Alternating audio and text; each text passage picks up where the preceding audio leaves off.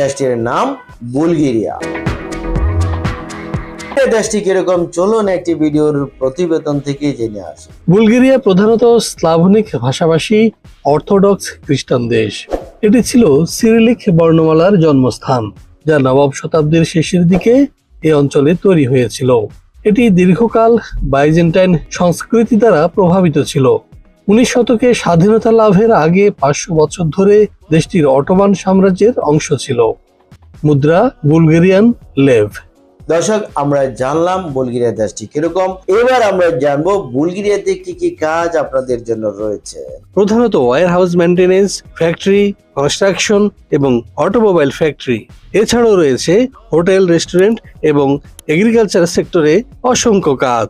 এবং আপনি আরো অন্যান্য কি কি সুযোগ সুবিধা পাবেন, চলুন আরেকটি প্রতিবেদন থেকে জেনে আসি। এসব কাজ করলে